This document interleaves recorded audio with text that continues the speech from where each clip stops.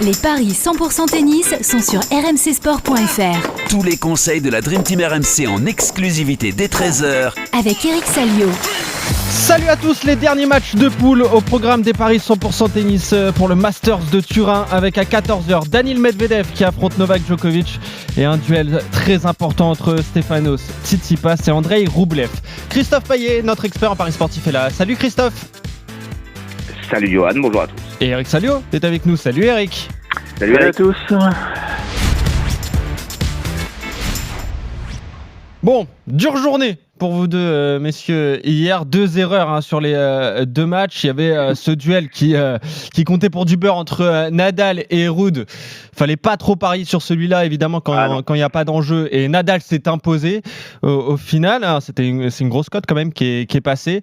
Et sinon, il y avait le match le plus important entre Fritz et Félix Auger-Aliassime. Vous aviez joué le Canadien et c'est finalement Taylor Fritz qui s'est imposé dans le 3e set 6-2 après 2 tie-breaks lors des 2 premiers.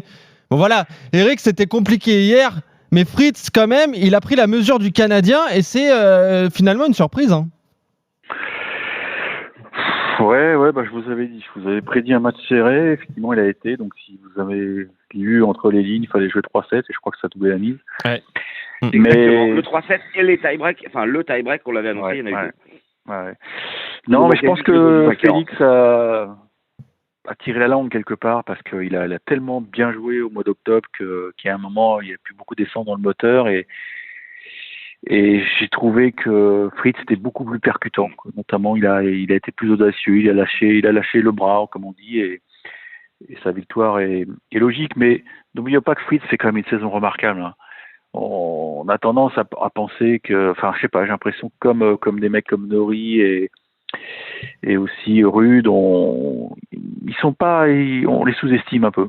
Mais moi, je suis admiratif du parcours de ce garçon. C'est vrai, il a une belle gueule, il a une petite copine qui est influenceuse sur Instagram, mais c'est surtout un guerrier, quoi. C'est un guerrier qui donne tout pour sa passion et je trouve que sa qualif est méritée, même si il a bénéficié, on le rappelle, d'un petit coup de pouce, puisque si Alcaraz se blesse pas à Bercy, il joue pas le Master. Donc voilà, je pense qu'aussi ça a dû jouer dans sa tête, un peu le miraculé.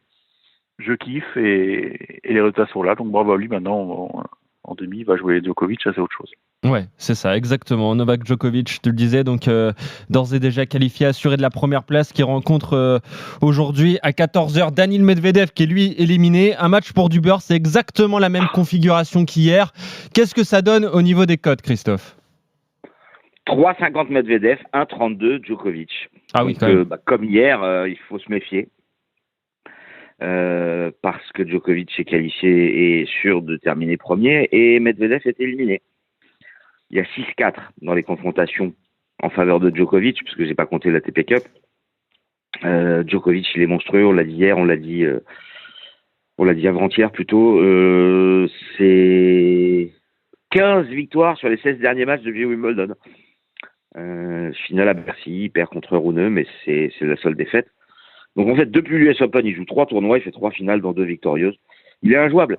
Mais est-ce qu'il a envie de se dépouiller contre Medvedev ? Alors peut-être qu'il a envie effectivement des 4,7 millions dont on a parlé hier. C'est ça aussi, oui. Bien sûr. Ça peut jouer quand même. Medvedev, c'est quand même beaucoup moins bien, quoi. En cette fin de saison, 8 victoires, 5 défaites depuis l'US Open. Allez, Djokovic, 2-7-0, 1,76. Ok, donc Novak Djokovic qui est largement favori. Eric, Christophe parlait de l'argent, il y a aussi des points ATP. On sait qu'il en a été sevré. Il en a besoin en plus. Cette année, il a remporté Wimbledon, le seul tournoi où il n'y avait pas de points ATP, malheureusement pour lui. Donc voilà, il va aussi chercher les points, Novak. C'est 200 points quand même, c'est quand même pas bien mal. Sûr. 200 points, c'est des points qui comptent. Tu pars avec de l'avance par rapport aux autres. Et je pense que dans sa tête, il y pense. Et puis, dans la préparation de demi-finale, qui aura lieu très vite, puisque lui il jouera dès demain. Ouais.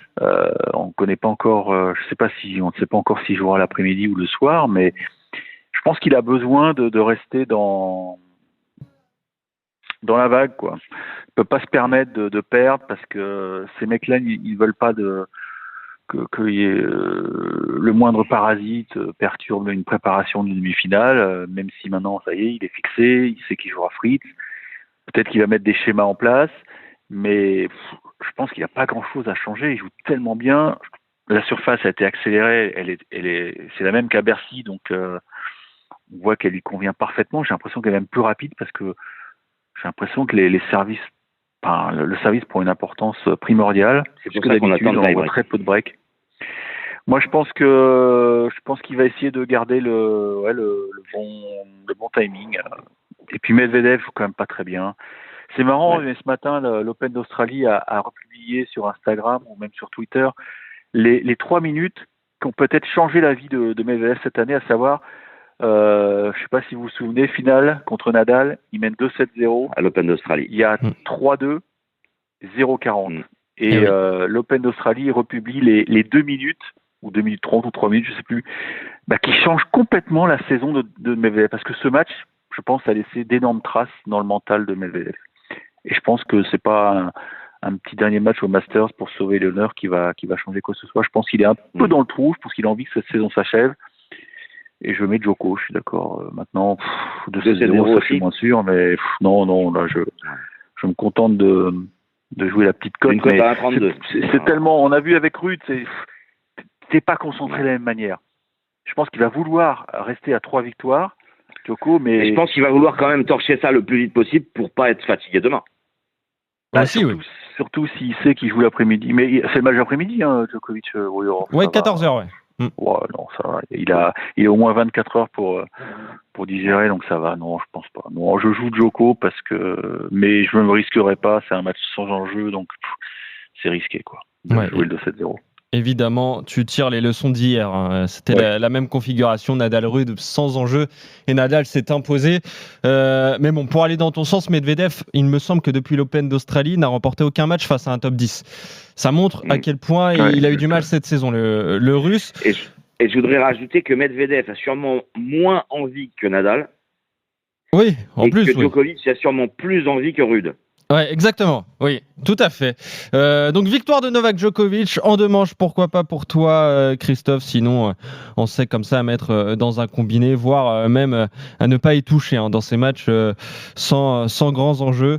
Donc voilà, vous êtes d'accord sur cette première rencontre. La deuxième rencontre, c'est celle entre Stefanos Tsitsipas et Andrei Rublev. Et cette fois, là, il y a de l'enjeu. C'est un véritable quart de finale comme hier. Le vainqueur sera deuxième et affrontera Casper Ruud pour les demi. Qu'est-ce que ça donne au niveau des cotes, Christophe? 1,66 Tsitsipas, 2,25 Rublev. Le grec mène 6 victoires à 5. Vous voyez que c'est quand même très serré.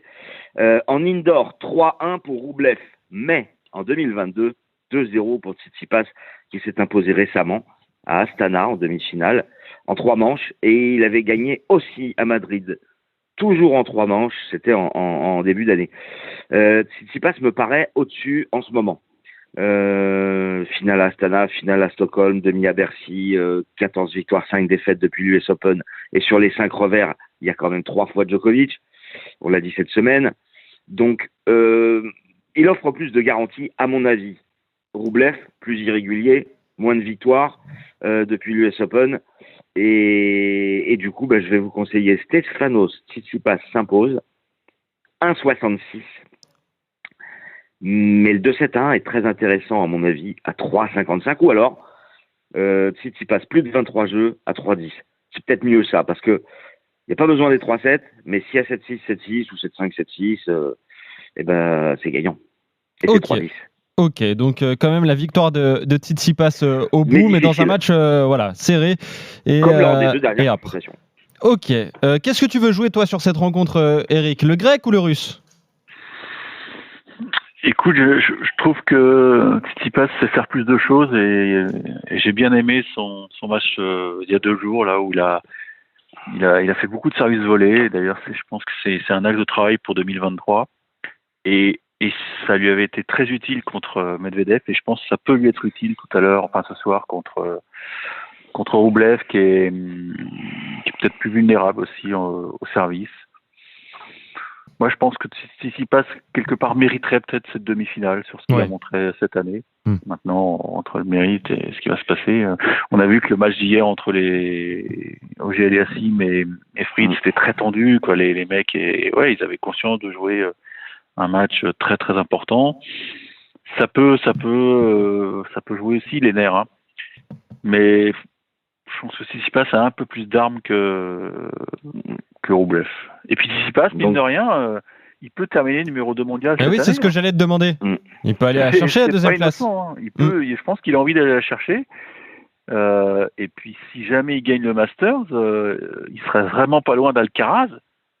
Ça veut dire qu'il pourrait décrocher la timbale à l'Open d'Australie. Donc tous les points sont vraiment bons à prendre.